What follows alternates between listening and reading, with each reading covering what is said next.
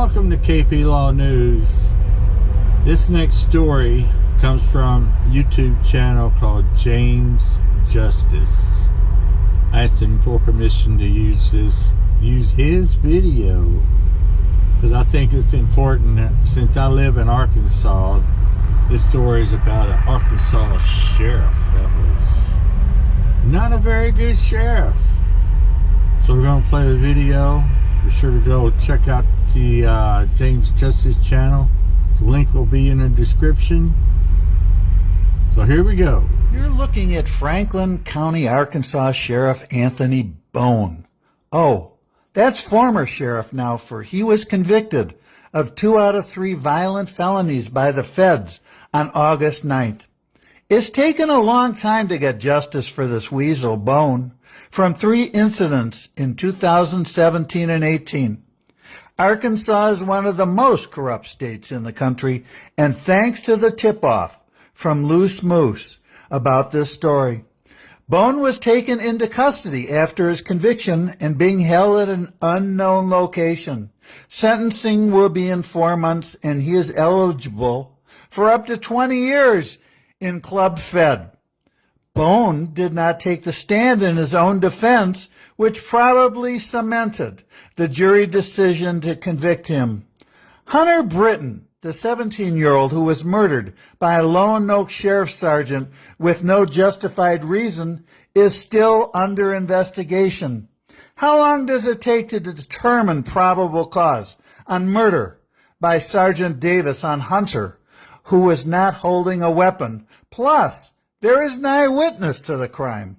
It would not surprise me if the Fed stepped in because law enforcement is unable and unwilling to hold their bad cops accountable unless they murder a fellow cop, which happened in 2020. Stay tuned. This is JJ signing out with justice for we the people. After more than a week of testimony and deliberations, we now know the fate of Franklin County Sheriff Anthony Bone, indicted on federal charges of using excessive force on inmates. 5 News reporter Catherine Gilker was in the Fort Smith federal courtroom as a jury convicted the sheriff. Catherine? He was found guilty on 2 of the 3 charges brought against him by the federal government. The jury deliberated for almost 11 hours over 2 days before coming back with those verdicts. Emotions were high in the courtroom as the judge read those guilty verdicts. Bowen stood trial for 3 counts of using excessive force on inmates. The judge says he won't have a sentencing hearing for up to 4 months, but we know he could face going to prison for up to 20 years for those 2 guilty verdicts. Those 2 charges the jury convicted Bowen on stem from incidents with inmates at the Franklin County Jail in 2018. Jurors heard testimony from multiple of Bowen's co-workers who either witnessed abuse of power or heard about it. One of the incidents Bowen was found guilty on happened in December of 2018. A detainee was shackled to a bench inside the Franklin County Jail when Bowen hit him multiple times with a closed fist. The other incident happened the month before when he slammed a detainee onto the floor and ripped his hair during an interrogation. Bowen did not take the stand during the trial. Bowen is no longer here at the federal courthouse. He was taken into custody by U.S. Marshals and is being transported to a jail, but it's unclear what jail he will be taken to. Since this was a federal case, he could be taken to a jail across state lines. I'm live in Fort Smith, covering news where you live. Catherine Gilker, 5 News. All right, Catherine, thanks. We also just heard from the U.S. Attorney for the Western District of Arkansas reacting to today's verdict.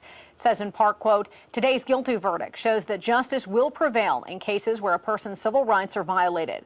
We will continue to vigorously pursue cases involving the violation of basic civil rights that should be afforded to everyone. And we also found out that since Bone has been convicted of a felony, Franklin County will begin the process of vacating his position, and the quorum court will The video kind of ended abruptly there, but you get the story. As sheriff, former sheriff, is going bye-bye. Federal time, federal prison. That is crazy. It's good we're getting these, well, they are getting these bad, corrupt law enforcement officials out of office and in prison where they should be. So thanks to James Justice for allowing me to use his video over here on this channel.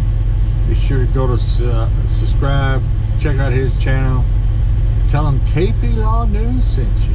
Yeah, I would appreciate it. So everybody have a good day, and always be recorded.